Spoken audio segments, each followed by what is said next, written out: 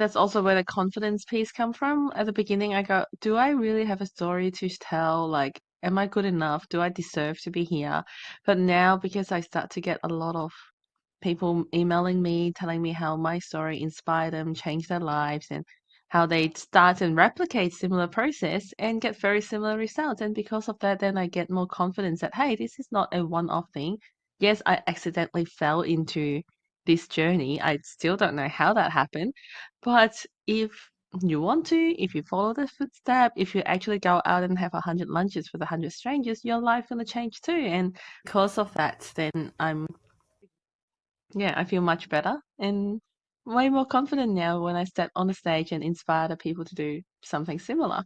Doesn't have to be exactly the same, doesn't have to be lunch with strangers, Mhm. but something, get out of your comfort zone and do something you want to do.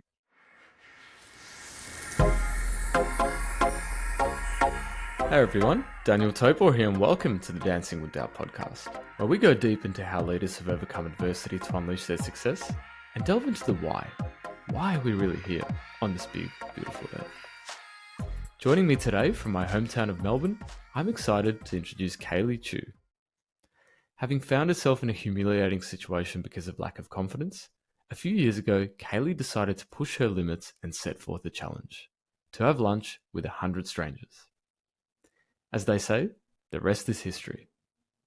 Kaley has since published a best-selling book, established herself as a global motivational speaker, coach, and all-round entrepreneurial champion, having graced TV screens, radio stations, and the famous TEDx stage. Fair to say, Kaley is an inspiring young woman, and I particularly love how she's now giving back, passionately helping people to step out of their comfort zone, connect, and unleash their potential. Truth be told, Kaley actually approached me back in 2019 to have lunch. At the time, I wasn't in the best place, dealing with numerous challenges of my own, so I passed up the opportunity. But I'm glad we've had a chance to reconnect now in 2023 and can't wait to delve into her journey and extract some of her nuggets of wisdom for all of us. In this episode, we chat about building confidence to take your career to the next level, harnessing the power of human connection to transform your life, and how to step out of your comfort zone and make that big change. So whether you're tuning in from the deserts of Morocco or poolside in Florida, I'm glad you're here. Episode 9, let's begin. Kaley, welcome to the show. Excited to have you on here. Hi, Daniel. Good to reconnect again. Yeah, definitely. Kaley, having 100 lunches with strangers would typically send a shiver down many people's spine because, let's face it, it sounds a little daunting even to the extroverts among us. Tell us what prompted this idea and why. Wow, that's back in 2018, and I was struggling with people for a long time. When I say struggling with people, I mean, as an immigrant, English not my first language. I just couldn't talk to people, especially people that are non-Asian. I promise I'm not racist, so don't put me to jail or anything. It's just my little comfort zone thing that I just couldn't. I just couldn't talk to people. And then that's when I sent you the lunch invitation, which you say maybe future.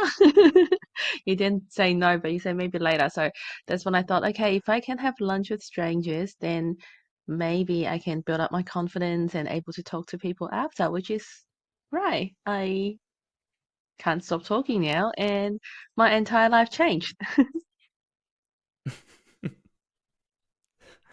Yeah, it sounds like quite the transformational journey. And what were you doing before you embarked on this journey? Were you in corporate? Sort of, but not big corporates. I say like a small company in a financial planning company and working behind the computer, financial planning, financial planner, mortgages, and things like that. So didn't really need to talk to many people, but I do want to talk to people. Mhm. And was there a particular moment where you decided I really need to make a change? Like, was there a particular situation that you were put in that prompted this, or did you just wake up one day and go, "Hey, I want to have 100 lunches with strangers, build my confidence up"? There was, I remember there was really, really embarrassing that I was in a meeting and I tr- I was so well prepared for the meeting, but when it's my turn to speak, I froze. I froze completely. I couldn't say anything. And after that, I was just, something's got to change because I was so well prepared for the meeting, but I couldn't. say anything. That's that really, really frustrated because I know I can do better. And yeah, and that's when me and my boss had that Especially if private you've chat. prepped, right? Yes, that's right. I was so well prepped. And that's when me and my boss had this chat about, we got to do something, but what can we do? Because at that time I had two young kids. I think my boys were 2 and 4 at that time.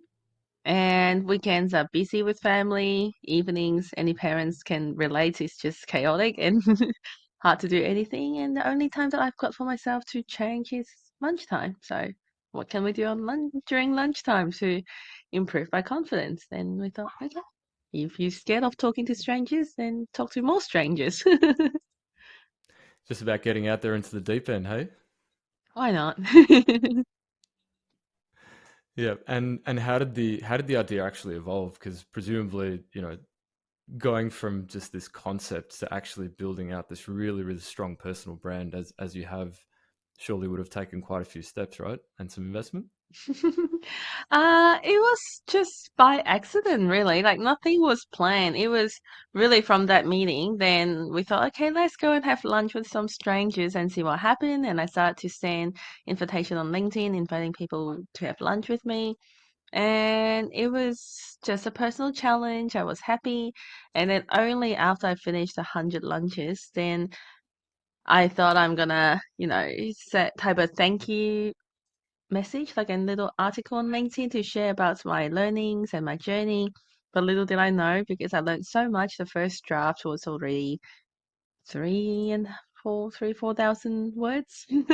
And I thought that's a little bit too long for an article. Then I decided to turn that into an ebook. And then I start typing, inviting my lunch guests to write a few words. And before I know it, it turned into a book. And one of my lunch guests published for me, and I was very happy about that. And slowly, people start to invite me to speak, including one of my lunch guests was a TEDx organizer. I didn't even know he does TEDx before I had lunch with him, but I was really lucky that he was in the journey with me. And he said, you've got an interesting story. You should come and do a TEDx talk. So supposedly, you need to go through all those interviews and all those things, but I didn't. It's just because I had lunch with him. And then slowly, more and more people invite me to speak, and Wow. I became a full-time speaker and quit my job and just speak. And That's amazing. What an inspiring journey. And fair to say, your self confidence has probably risen since that time, my husband given said that you I'm a now little bit speak in front of what overconfident hundreds now of people. sometimes. Yes, absolutely. I feel so much, but I think, Wow, yeah, it wow. feels so much better that you're able to speak up and stand for yourself sometimes, and not only doing public speaking and stuff like that, but really, you know, doing something that I'm proud of now. I'm actually training other people, coaching other people to speak up and to to s- to become a public speaker if they want to, help them to create a brand themselves. And I don't know, just absolutely love what I'm doing and feeling good for myself. I think that's where the confidence come from, I guess. Yeah, yeah, amazing. And I guess when you were on this journey in the initial stages, you've said just before that you didn't really know what would come of it. Do you think that that's actually an important ingredient into like making it quite quite good in whatever you're trying to do, not putting that additional pressure on yourself? Mm, honestly, I don't know. I don't know how these things happen. Even up until now, I sometimes woke up and I go, I don't know what happened and how, how did I get here? So I wish I could give you a more clever answer, but my answer is I don't know. I don't know if I can replicate this, as in, like, I know I can replicate Yeah. some of the elements and help people to build their brand, but I don't know if I can, yeah, whether knowing it before or planning it before makes a difference. Hmm. Sounds like you just got to go for it and see what happens sometimes, right? I consider myself very, very lucky. A lot of very helpful advice, isn't it? Well, to be honest, sometimes I struggle to actually explain to people what I do day to day for my day job. Like I'm in tech. I do some strategy work. I do a lot of client work, but I think my wife still doesn't quite know what I do, and we've been together for over 10 years. So I think I can kind of understand where you're going with it. Kaylee, what's tell us what's it like standing in front of a big stage and speaking to people? What's going through your mind Uh, before and during? Before and during. So before I step onto the stages, before I became a public speaker. Before you step on the stage? Once upon a time, I think maybe the first few speaking gigs, I was really, really nervous, but now I get really excited when I get speaking opportunities because I think that's also where the confidence piece come from. At the beginning, I go, do I really have a story to tell? Like, am I good enough? Do I deserve to be here? But now, because I start to get a lot of people emailing me, telling me how my story inspired them, changed their lives, and how they start and replicate similar process and get very similar results. And because of that, then I get more confidence that, hey, this is not a one-off thing. Yes, I accidentally fell into this journey. I still don't know how that happened. But if you want to, if you follow the footstep, if you actually go out and have 100 lunches with 100 strangers, your life gonna change too. And because of that, then I feel much better and way more confident now when I step on the stage and inspire the people to do something similar. Doesn't have to be exactly the same, doesn't have to be lunch with strangers, Mhm. but something, get out of your comfort zone and do something you want to do. Yeah, yeah. Look, the comfort zone, it's an interesting place to be because it's like this cave where you know you're safe, you know no one's going to touch you, and it's all nice and comfortable and nothing's going to get you. But is that really the place where you want to live your life day in, day out? I mean, are we really not made for more? That's the thought process going on in my head when I need to challenge myself. I think the best thing that happens out of everything is the change in my kids' lives because just like me, my boys, they are now 7 and 9. They used to be really, really shy as well. And I get all the comments from school saying that they're really sweet, but they don't even speak up at school and they're really shy. And now, like my older son, he's doing public speaking. He literally just last week, he just won the class speaking award and he sometimes follow me and go on stages and speak. And last time he spoke in front of 200 adults, and he's Amazing. he's so proud of himself. And watching him and his confidence grew as well, that made me really really happy. Like the ripple effect that I didn't expect. Yeah. That's amazing. Did you say he was 9 years old? Yes, he's 9 years old. He started when he was 8. That he started to do a little bit of public speaking. And getting on stage. He doesn't do a long speech, but because a keynote speech is like 45 minutes, and I might do 40 minutes and let him do 3 minutes and him sharing what happens. And I think, honestly, he got a way bigger round of applause than me last time. People cheering for him and love him way more than me. Last time he was on the stage and solving Rubik's Cube. So Asian, right? I know. Totally an Asian thing.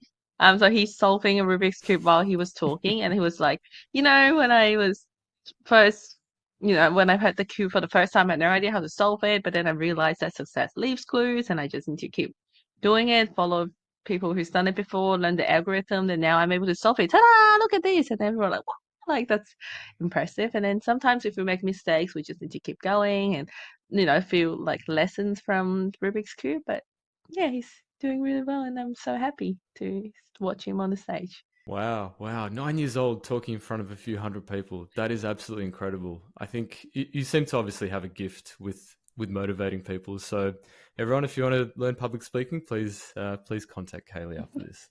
Thank you. Talking about that, I do have, look, I don't know if you can see. I feel like the words are I don't know how to say it. Doesn't matter. I'm hosting this 5 days to craft your speech challenge because a lot of people came to me and say, I want to learn public speaking. And I go, okay, why not? And then I'm now doing this 5 days challenge where within 5 days, they're going to get clear about their message and craft an effective speech that they're proud of and deliver it confidently without notes in 5 days. And yeah, I'm very proud of the program and people love it because I've done since I started this journey, of course, I didn't just wing it. At the beginning, I did, but then I've done maybe 30 plus public speaking courses, plus all the experience I've spoken at maybe 400 stages now, and combining everything into this course that I'm very happy about. Has there ever been a, I'll call it a disaster, but has there ever been something that's actually gone wrong during a speech and you've had to really kind of correct on the spot and pivot? Or has it all been smooth sailing? I'm sure there are lots of things that it's never like always smooth sailing. Let me think.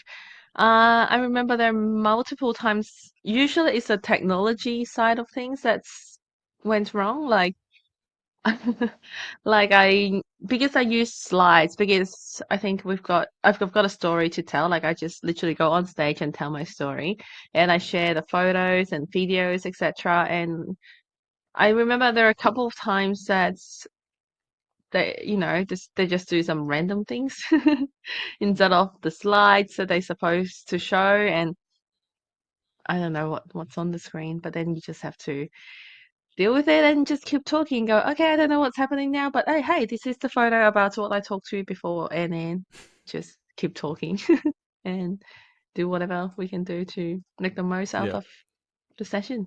Yeah, it sounds like getting a laugh sometimes is pretty good medicine. I know for a fact there's been some multimedia failures when I've done sort of corporate presentations, and the only way out of it is humor. I find otherwise it gets real awkward. Yes, what else can we do, right? We just have to keep going, and they'll be like, I'm fixing it, but just keep talking, okay? I'll keep talking, and yeah, it's not too bad. It's not disastrous, not ideal, but it's okay. Yeah, yeah. And in terms of you mentioned before that you're hosting this 5 day boot camp. What are sort of the main elements that you tend to teach if you're trying to compress it into such a tight time frame? Quite a lot actually. Some people complain a little bit about it's a little bit overwhelming because I talk too fast, try to put in a lot of information in there. From how to craft a speech, like the structure of the speech, how do you tell an engaging story, the framework of telling a story, to, how do you build your credibility as a speaker, how do you write your own bio, to, I don't know, planning the speech, how do you start planning the speech? So from planning the speech to crafting your own bio, as in like building your authority as a speaker, to the effective speaking structure framework into the delivery and how to memorize the speech without notes. So, yeah, it's quite structured and a lot of information in there. And is it fair to say that based on your experience that you actually need to be quite passionate about something in order to get the delivery really on point? I think that's probably the most Or can important anyone thing. just learn anything and do it with enough practice? I mean, anyone can be a speaker, anyone can be a great speaker if you've got all the techniques and if you know what to say, then yes, you can be a speaker, but being passionate about something definitely helps because people can feel your energy, right? They can feel like you're not reading off a script, but you're really sharing a story. And to me, those polished speaker days are kind of gone. As in, once upon a time, all those corporate speaking conferences, they're all like really, really polished speaker who's got the perfect speech nailed and stuff, which is good. But now I feel like people value authenticity and they kind of like these semi-polished, I know what I'm talking about. Mm. I've got a good speech but then it's not perfect and people relate more to stories like that. Yeah, 100%. I think if you look at, say, an evangelical preacher in America, the passion is just like oozing out of them. Like I'm not that way inclined, but even I sometimes get drawn into it and go, "Oh, that's interesting. Yeah, I'll listen to this guy for a few minutes." So I can definitely relate to that passion energy. What are you passionate about? What's your deeper purpose for why you're doing this? I really like to give those people who don't have a voice, if that makes sense, and help connecting people together because strangers helped me so much in the last few years in a way that I never thought was possible. That's why I'm wearing few hats at the moment. One of that is continue to spread the message about connecting people together, and I host lunch events, networking events, which is really, really fun. I put people in a room and they have all these one-on-one tables so that they can meet a stranger. So it's not just like a networking event where you swap business cards and stuff. I still have the quantity of people, but I want to make sure that there's quality conversations in there. So we've got those conversation starter cards with some really deep and funny, interesting conversation. And then during those lunch events, you have a one-on-one lunch with two strangers. So you have entree and main with one, and then dessert with someone else. So, you have the deep conversation with someone new, which is really interesting. So that's one of Yeah, them. And then, sounds a bit like yeah. corporate speed dating. Corporate speed date. I don't know about speed dating because speed dating is more like 7 minutes, 10 minutes, getting through as many people as possible. But this is more about deeper conversation. So you Mm. literally sit in front of someone new for like maybe 45 minutes so that we can get through all the, not just the superficial questions, but the deeper connections and interesting questions. Mm. Excellent. And do you believe that it's important to actually identify your calling in life in order to get to the next stage? Um, Or sometimes is it okay to just drift in? I think it's not easy to say you found your calling. I definitely feel like I found my callings, especially for the last couple of years. But you don't have to, I don't think, because most of the people that I know, they still like, I'm still trying to find it. There are a few things that I like, there are a few things that I enjoy, and let's just keep working on it and see what happens. Like, my point is, don't wait till you find your callings before you do something, because that's going to come throughout the process while working on it. So you don't need to know everything, and you don't need to be able to, find a calling before you do something, but just do something and keep working on it. Then eventually you'll be able to find your calling. Does that make sense? Yeah, definitely. Because if you stay in your cave of comfort zone, you're not going to get new experiences, right? You're probably not going to meet many new people. You're not going to get vibrant situations that you're putting yourself into or challenging situations. So how can you possibly find your calling if you're sitting in a cave? Once you start getting out of that comfort zone, it sounds like at that point things may start actually happening, and you might realize, hey, ah, podcasting or speaking, that's for me. Let's try that. Let's give that a go.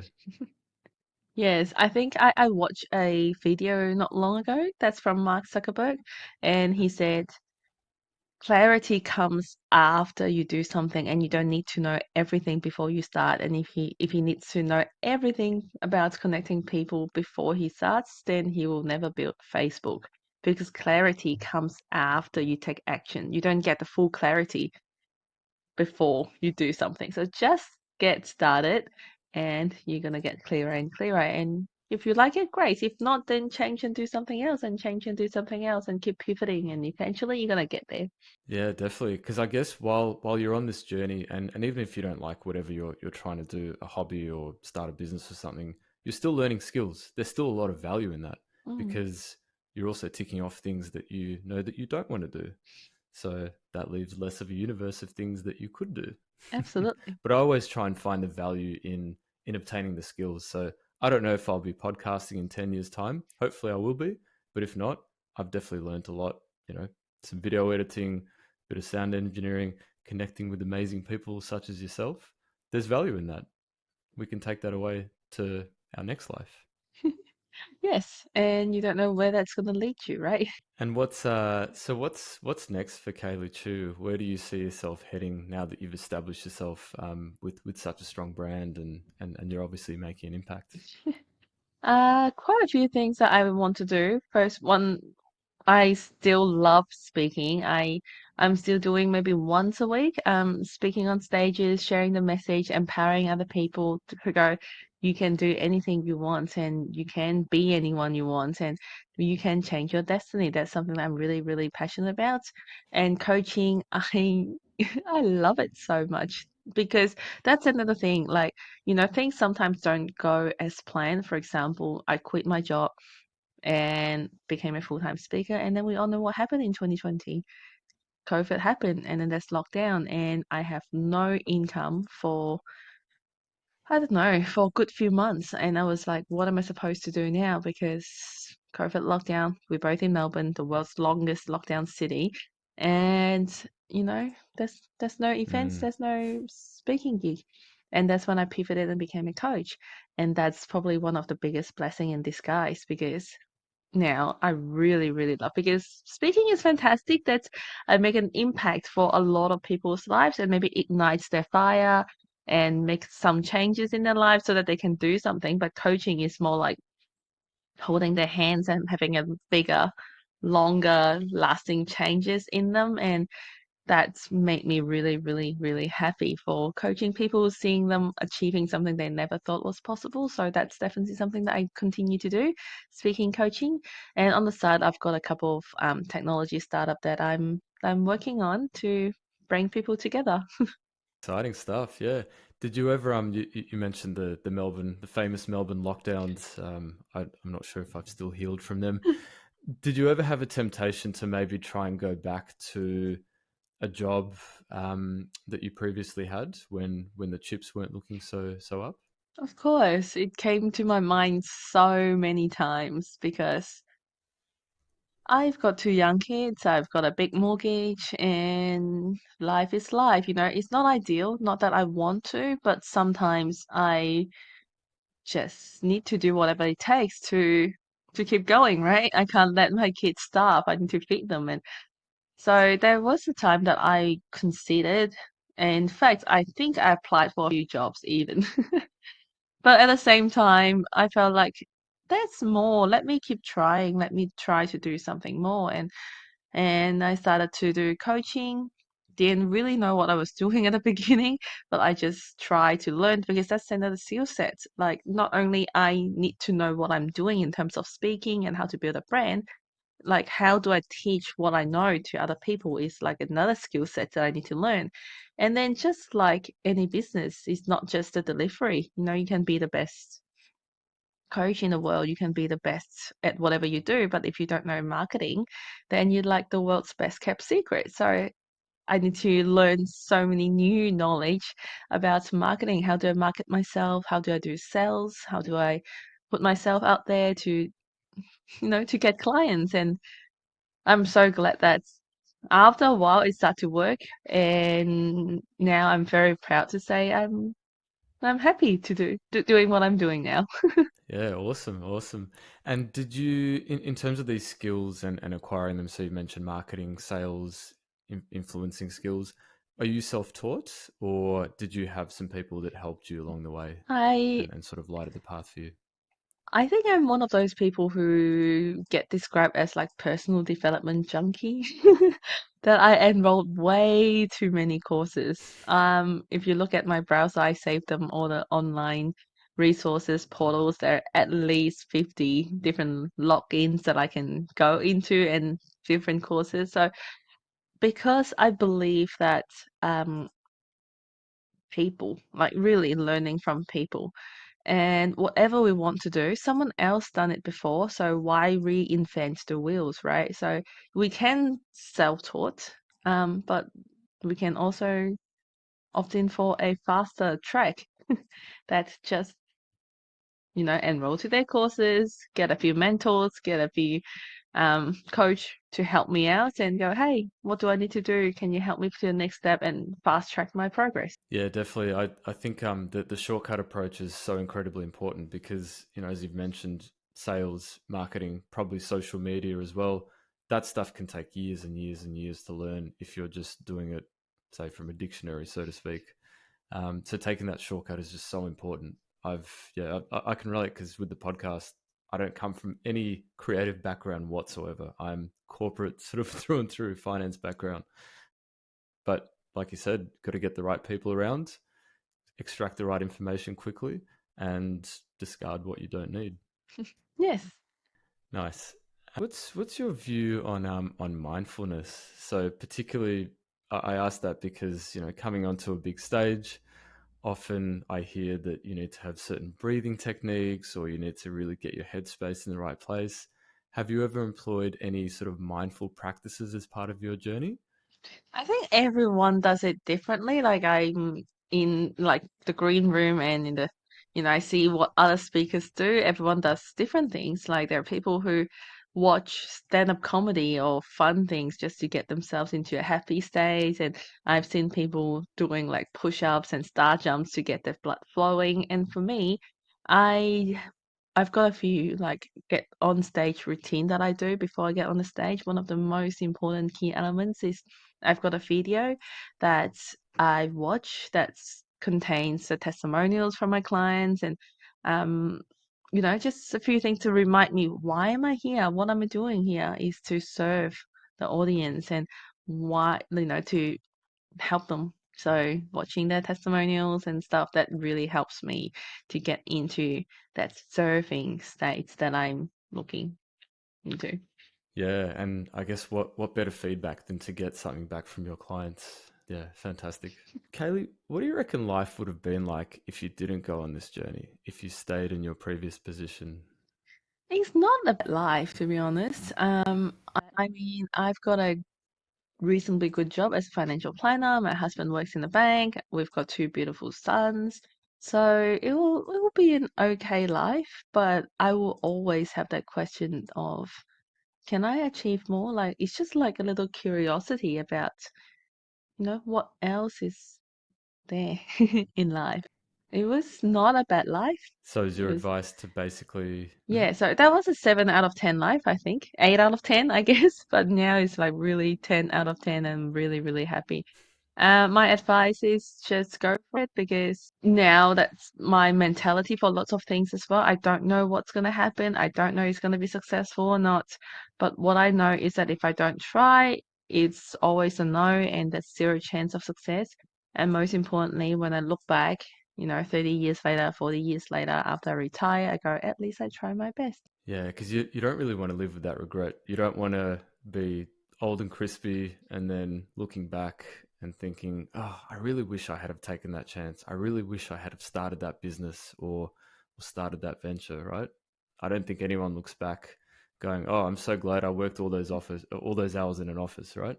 I certainly wouldn't. Yeah, and you simply don't know. It's just like I asked my grandpa one day about what's your favorite food because I want to take him out for dinner, and all he's ever eaten was Chinese food. Like he literally doesn't even want to try anything else. So if I ask him what's your favorite cuisine, then it's Chinese. Nothing wrong with that, but I feel like life is a little bit better when you try Japanese. I love sushi and sashimi, Mexican food, Italian food, and all those different beautiful cuisine. Then you can say that, oh, you know what? I still love Chinese food the best. Or you go, no, actually, I kind of like sushi too, or Korean or whatever that is. And I think that's similar to life. That's nothing wrong to just eat rice and fried rice for the whole life, but it's just better when there are other food in there in the mix. Yeah, definitely, definitely. I've traveled quite a bit to quite a few countries in the world, and in certain places, you just know that if you try the local cuisine, you probably will end up having a sore stomach. It's just a fact of life. But I'm always of the opinion that it's worth it because I'm on the other side of the world. I'm in this beautiful exotic place. Someone has prepared this nice food for me. Okay, probably won't agree with me, but at the same time, that's what life is all about, right? Trying new things, experiencing the joys of just living and Yes, yeah, experiencing. absolutely. Just try. You may or may not like it, but at least you've got the experience and you can tell a story if it's horrible. Yeah, definitely, definitely. Coming back to your actual 100 lunches with the at the time strangers, who was who was the most interesting person that you ended up having lunch with, or even the most Wow, impactful? so many. Where do I start? I think there are lots of lunch, one lead to another, and there are lots of people impact me in a different way. For example, I had lunch with this guy named Mark Chen, and he was the one that helped me publish the book because I didn't even know that he does book publishing when I had lunch with him. And then only after he said, did you know 10 years ago I did this and I can help you out with your book publishing? Okay, that was cool. And then after the book published, then he shared a post on his Facebook. Then his friend Cheryl contacted me and said, hey, I saw this post about you. Can you come to my office and do a little share with my few mentees because I thought that's interesting. And I said, sure, why not? I've never done speaking before. That was my very first public speaking. I thought there would only be like 10, 15 people max because that's what she told me. But I got there are 35 people in the room. I'm like, okay, that's fine. Um, Little did I know that the managing director, Michael Russell, was sitting at the back watching the whole time. And he's like, you've got a very interesting story. Let's catch up for lunch. And after that, he gave me my very first corporate speaking job, and he bought 100 copies of my book for his staff, and that kicked off my speaking journey. Really, like one connection led to another, and then after that, he said, we got really, really good feedback from your speech. Everyone loves you. And then he started to call all his other CEO friends and go, hey, I know you have no idea who Kaley Chu is, but if you're running an event, doing a conference, make sure you use Kaley Chu for your next conference speaker. And because of that, I got like national tours and speaking tours and traveling around Australia sharing my message. And Wow. because, again, one connection changed my life. And then after that, then things become so much easier because once you've done it once, then people see you, and and then I got many more speaking gigs after. So basically, one Mark Chan led to Cheryl, led to Michael Russell, led to so many other people. Change my entire career. Wow, and your whole life, not just your career, by the sounds of it. Hearing about your son and how he's already killing it at 9 years old. Yes, so really, really unexpected journey, but you never know who is the person that's going to change your life, and just keep meeting people. Opportunities lies in relationships, I think. That's another thing. Like now everyone's talking about AI and ChatGPT and stuff, but there are a few things that AI cannot replace, like relationships, authentic relationships, conversations, and things like that. So I think that makes one-on-one lunch even more special nowadays. Yeah, yeah, you're really demonstrating the power of human connection here, and I agree. AI is it's a hot topic at the moment for good or bad reasons, but at this point in time, I can't see it replacing human connections, at least not Mm. wholesale. And I'm going to grasp onto this as long as I can. I'm going to be that old dude in like 50 years time that just rejects technology and just sticks with the full human Not connection. rejecting technology. I mean, I love ChatGPT. It's got its merit. Like it helps with the productivity. It can help me turn information into tables, and it helps with the initial research. And you can even ask him to, hey, I'm working with these people. Can you tell me, the top 10 pain points for them, for this group of demographic people? Like it gives me lots of great ideas or the first draft of something, but definitely not yet replacing human or our work, but it's a good little tool to increase efficiency and productivity. I'm happily using it. Yeah, yeah. I guess the key word there is it's a tool. It's not a full Mm, replacement of a human, or at least hopefully it's not for most functions, but it is a tool that we use in order to better our outcomes and lead to absolutely. better outcomes. And Kaylee, for those of us that may be lacking in self-confidence, or maybe lacking the confidence to get up on a stage or even to speak up in a meeting, what would be the best advice that you could give them, let's say on a step-by-step basis of how they can start to overcome that?